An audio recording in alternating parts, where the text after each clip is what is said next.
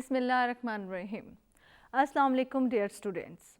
Today we are here with the 6th unit of educational technology. Yes, communication.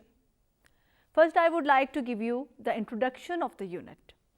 Communication means to communicate, interact, share and address your views, ideas, information, knowledge and attitude with one person to another person. According to Colin Mears in 1966, communication means the process by which the human beings send and receive messages in such a way that a close approximation achieved between message sent and received is understood.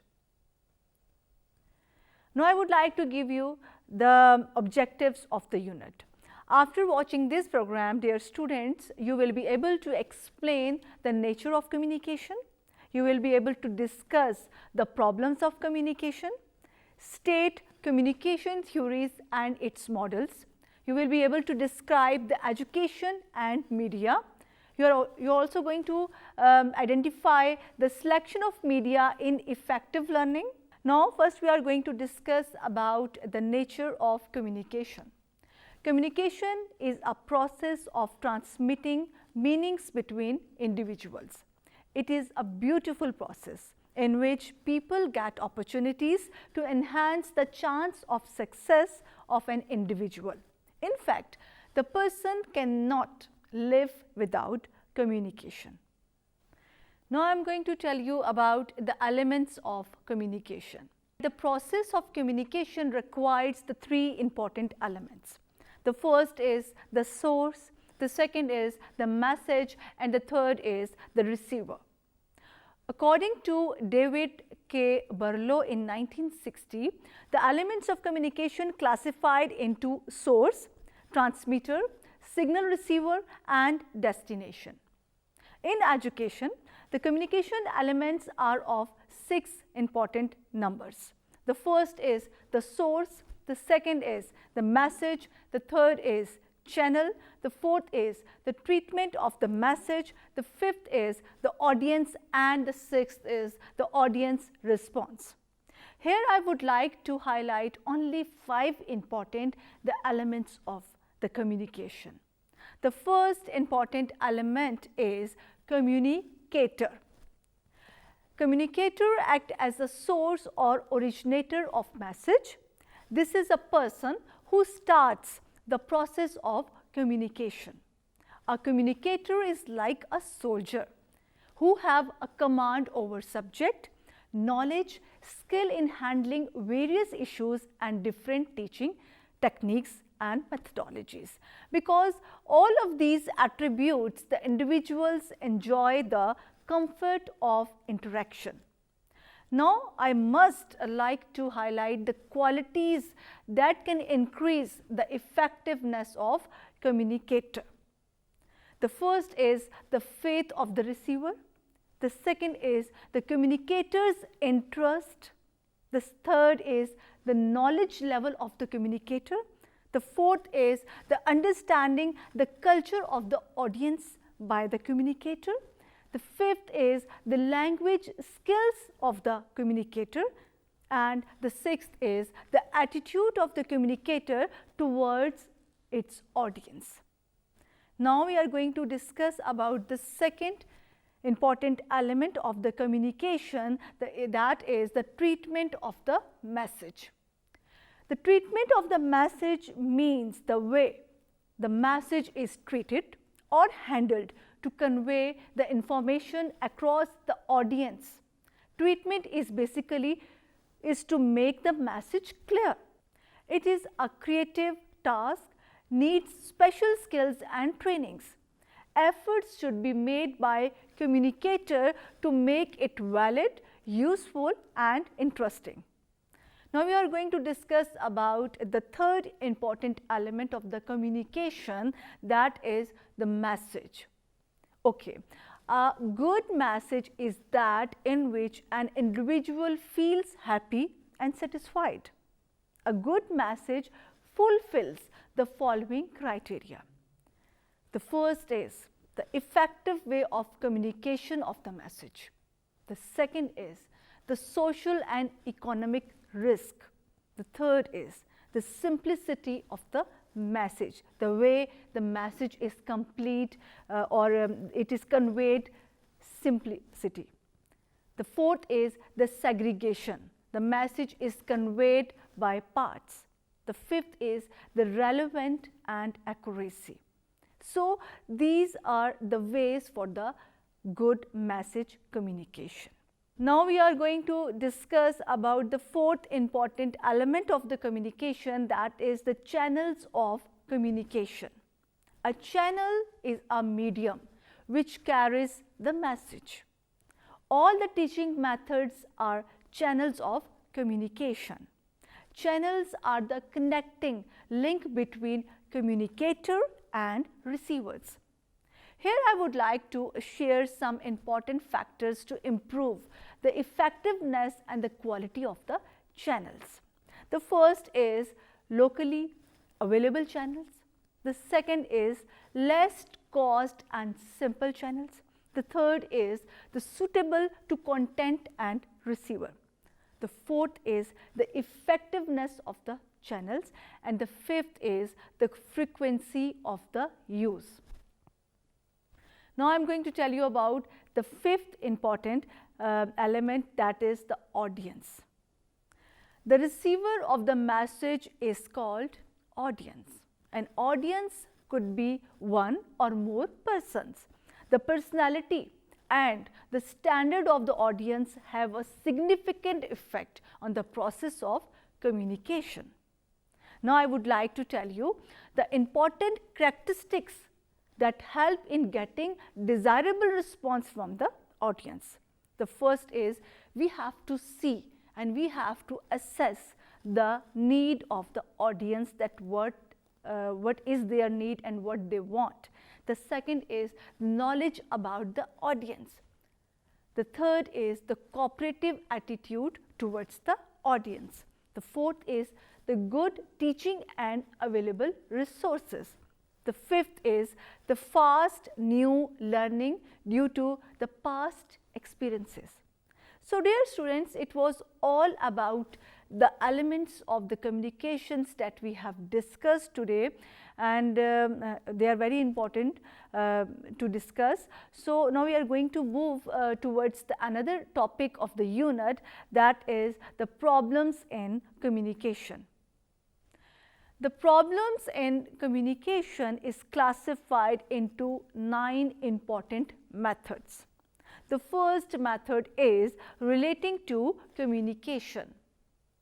It means that the ineffective environment by the communicator. The second is unorganized efforts by the communicator. The standard of the correctness. The fourth is the use of the inaccurate symbols by the communicator, and the last is the wrong concept of the communication. Okay. Now, I am going to tell you about the second problem of the communication system. The second problem is relating to the transmission of the message. This means that the wrong handling of the channels, it is the wrong selection of the channels, and the physical barriers between the communicator and the audience. Here is also the use of the inadequate channels in parallel. So, it was about the second problem. Now, we are going to discuss about the third problem of the communication, that is relating to receiver. Relating to receiver, it prevents the message from reaching the desired destination. It is a problem of cooperation, the participation and the involvement. It gives opportunity to both communicator and the listener to make communication. Homogeneous audience result successful communication. It reflects attitude of the audience towards communicator. Now, I am going to tell you about the problem of the communication, that is the technical problem in the process of communication. In the technical problems, where are the concerned with the accuracy transference of information from sender to receiver. They are inherent in all form of communication, whether by sets of separate symbols or a varying signals. These changes in signals are called noise. Okay. Now, I am going to tell you about the fifth problem of the communication, that is semantic problems. Semantic problems are concerned with the interpretation of meaning by the receiver as compared with the intended meaning of the sender.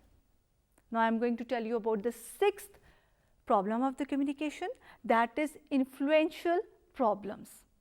Influential problems are concerned with the success with which the meaning conveyed to the receiver leads to the desired conduct on his part.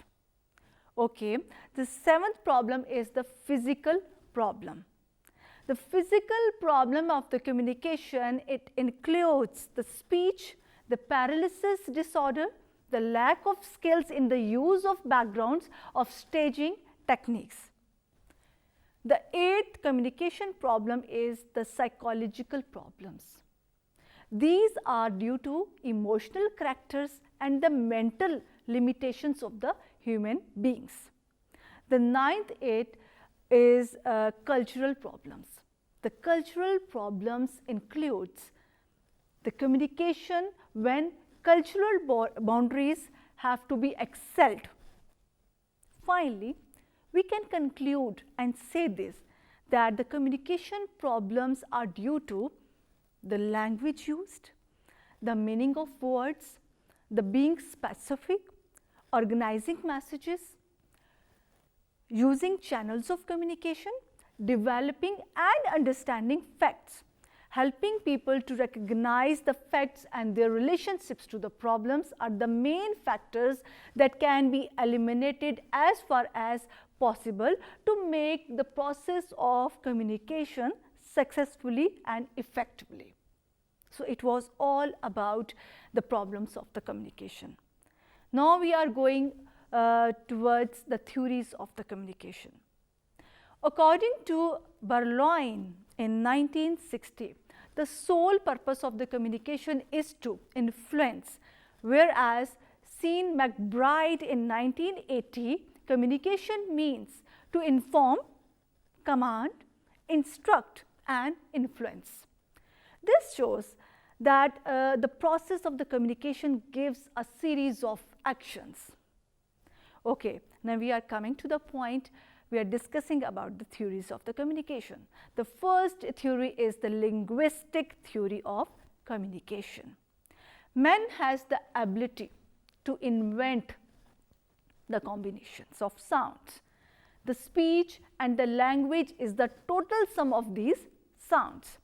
Speech is the most immediate and the flexible way of communicating with others, while the language has two important units. The first unit is phoneme and the second is morpheme. Phoneme is the unit of sound system and the language, whereas morpheme is the basic unit of grammatical description. Now, I am going to tell you about the second theory of the communication, that is the mathematical theory.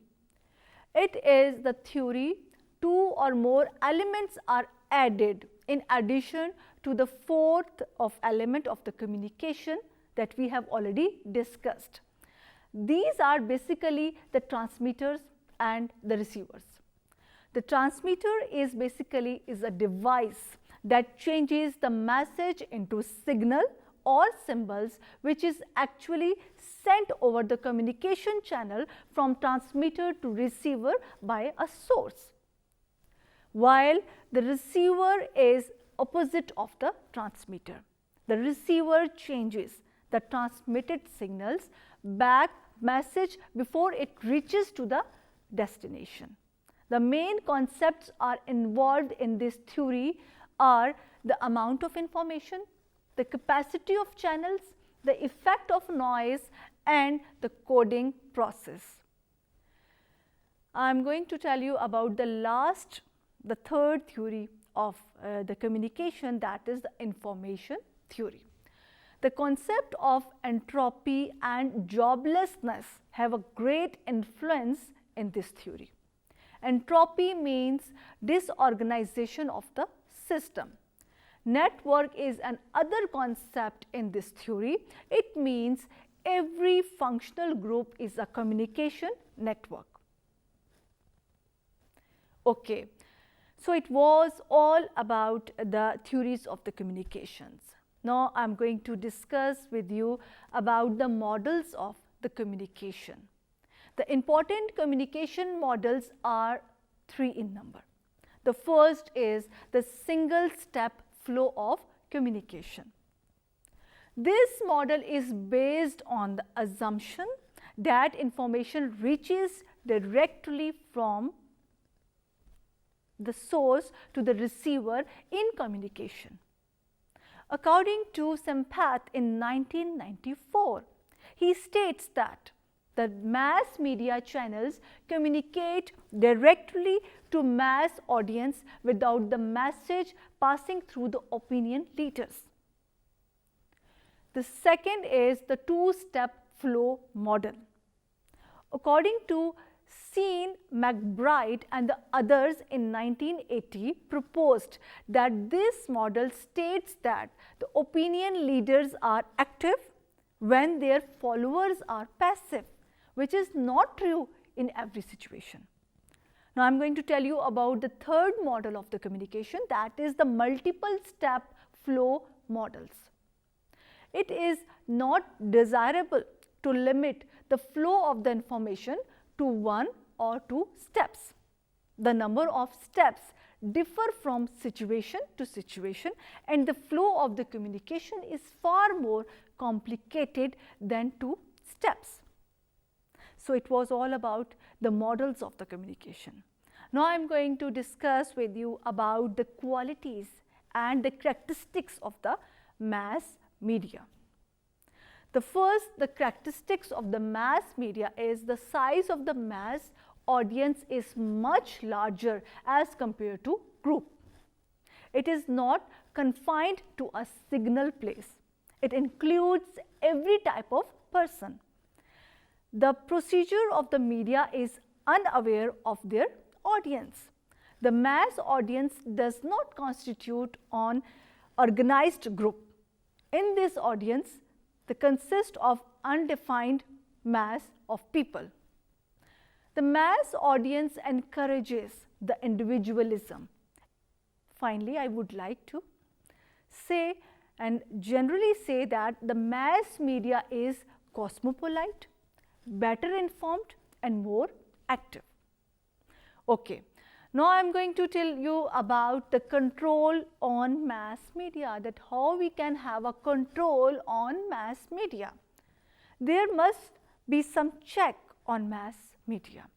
The check or the control can be provided by the following people, the following groups, or we can say the following agencies, like the government is there, the public sector is there, and definitely the self-check by the media. Mass media is affected by the response of public. Media itself should be bold enough to carry the self-criticism also. In this way, the proper control can be maintained on the mass media to avoid its anti-public actions. Okay. Now I am going to discuss with you a very important the topic, which is the communication and education. John Corner in 1980, he states that the teacher should know the several things for communication. Developing communication skills in children is the basic concern of a school, and it is a prime responsibility of a teacher. Teacher must ensure that a child should recognize the words, understand the meanings and pronounce it correctly. Communication can only be built when both teacher and students share common meanings and their experiences. In fact, communication is so fundamental that without it, organization cannot exist. and language is the best source to communicate or express. I am going to tell you about the important and the last topic of the unit, that is the media as effective learning organization. Media as effective learning organization plays a very important role in teaching learning processes. It helps teachers and learners to perform creative and productive. Media covers latest technology and introduce innovation towards the process of education. Media provides opportunities to stakeholders to achieve learning objectives. Media appreciates the level of students' participation actively to explore information, knowledge and technology. Media also plays a vital role in e-learning. However, careful selection of the media by the teacher and the proper use in teaching learning processes can make the process of learning the fruitful and the beneficial and the purposeful. So dear students, it was all about the unit.